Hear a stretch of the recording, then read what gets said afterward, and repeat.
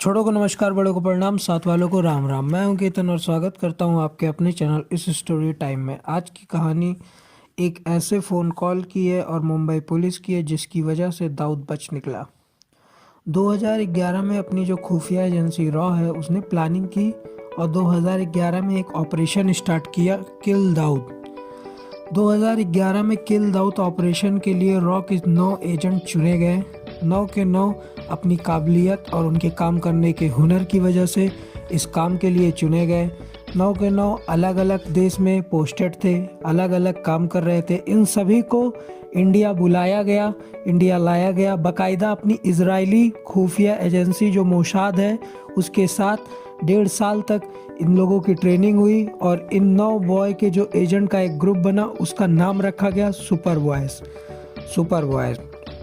Super boys को अलग अलग देश के पासपोर्ट्स पे पाकिस्तान भेजा गया, क्योंकि अगर इंडिया के पासपोर्ट पे पाकिस्तान कोई जाता है तो एक रडार में रहता है। ठीक ऐसे ही पाकिस्तान के पासपोर्ट से कोई इंडिया आता है तो वो भी एक रडार पे रहता है।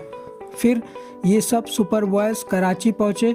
कराची में ये था, कराची में इन्हें हथियार दिए जाते और आगे की बातें समझाई जाती।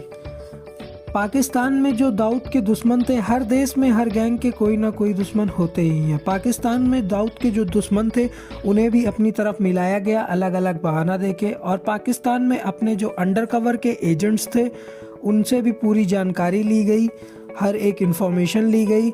और इन सब की मदद से कराची में फ्लिप्टन रोड पे आखिरी बार दाऊद इब्राहिम को ज़ीरो इन किया गया, क्योंकि यही वो जगह थी जहां सबसे आसानी से दाऊद की लोकेशन मिली थी।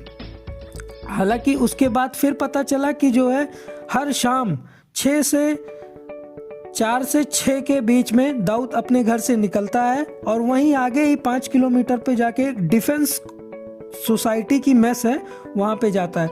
वहाँ पे तमाम पाकिस्तान के सीनियर आर्मी के अफसर और ये सब बैठते हैं, वहाँ पे इन लोगों से मुलाकात होती है। और वहीं जहाँ पे ये डिफेंस सोसाइटी की मेस है वहीं पे एक दरगाह पड़ती है। तो फिर इस रास्ते की पूरी जांच हुई और फिर ये हुआ कि जो है ये जो दरगाह के पास का रास्ता है यहाँ पे टारगेट करना आसान होगा, क्योंकि दरगाह भीड़ भाड़ वाली इलाका है और वहाँ से भाग निकलना आसान होगा। फिर एक डेट तय होती है 13 सितंबर 2013 शाम 4 से 6 के बीच में फिर ये ऑपरेशन किल दाऊद स्टार्ट होता है। दाऊद अपने घर से अपनी मर्सिडीज कार्स में और उसके साथ 2 रेंज ओवर कार उसको स्पॉट करते। उसकी जाहिर सी बात है उसमें उसकी सिक्योरिटी थी और पाकिस्तान के ISI की तरफ से जो उसे सिक्योरिटी मुहैया कराई जाती है वो भी थी। और ये सारे सुपर बॉयज़ दरगाह पे अपने टारगेट का इंतज़ार कर रहे थे, यानी कि दाऊद इब्राहिम। तभी जो ऑपरेशन के हेड ऑफिसर थे उन्हें एक फ़ोन आता है और एक फ़ोन कॉल के बाद ही ऑपरेशन रोक दिया जाता है। लेकिन आज तक ये नहीं पता चला कि वो फ़ोन किसका था। बाद में ये पता चलता है कि ये दाऊद की इन्फॉर्मेशन लेने के लिए हमें रॉ के बाहर भी थोड़ी पूछताछ करनी पड़ी थी और उन सब में से कोई एक भेदिया निकला जिसने हमें डबल क्रॉस किया और ये बात दाऊद तक पहुंचा दी। इसलिए क्योंकि इंडिया के एजेंट्स रॉ के पाकिस्तान की सरजमी पे ये जाके ऑपरेशन कर रहे थे और पकड़े जाएं तो काफ़ी बेइज्जती होती और ये इसलिए इस ऑपरेशन को रोक दिया गया।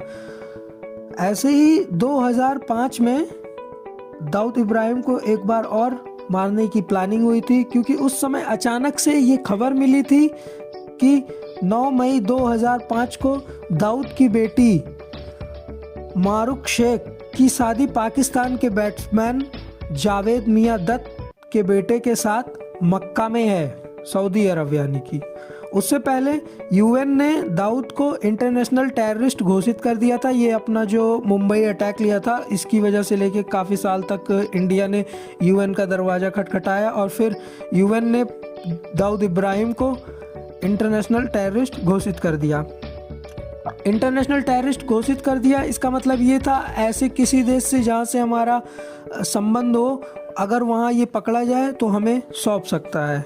सऊदी इसमें था हम लोगों में।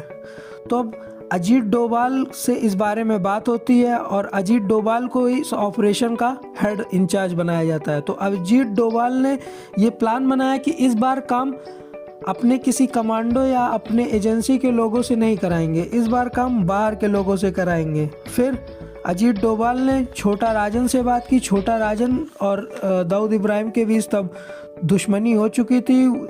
हालांकि छोटा राजन अपने आप को हिंदू डॉन बताता था, तो अंडरवर्ल्ड में भी एक लकीर खिंच चुकी थी हिंदू और मुस्लिम की।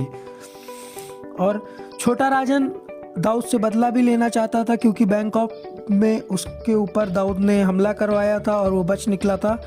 तो छोटा राजन ने अपने 2 सबसे साफ शूटर को तैयार किया और भेजा। उनकी ट्रेनिंग, वो दोनों हालांकि वांटेड थे मुंबई पुलिस के लिए, भी विदेश में थे, उन्हें इंडिया लाया गया, नेपाल के रास्ते उन्हें भारत में घुसाया गया और फिर दिल्ली के पास उनकी बाकायदा ट्रेनिंग दी गई। उन्हें होटल, किस होटल में कहाँ, उसका मैप बाकायदा जैसे ट्रेनिंग दी जाती है और दी गई। फिर एक तारीख तय हुई 5 मई को ऑपरेशन करना था। उससे ही ठीक पहले इन शूटरों को दिल्ली के एक 5 स्टार होटल में अजीत डोभाल रूम में उन्हें लास्ट मिनट टिप दे रहे थे कि कैसे काम को अंजाम देना है। तभी मुंबई पुलिस के commissioner Dhananjay Kamlakar hotel room के बाहर की बेल बजाते हैं और जब अजीत डोभाल गेट खोलते हैं तो कमिश्नर धनंजय कमलाकर को देखते हैं। अजीत डोभाल जी उनसे पूछते हैं कि क्या हुआ।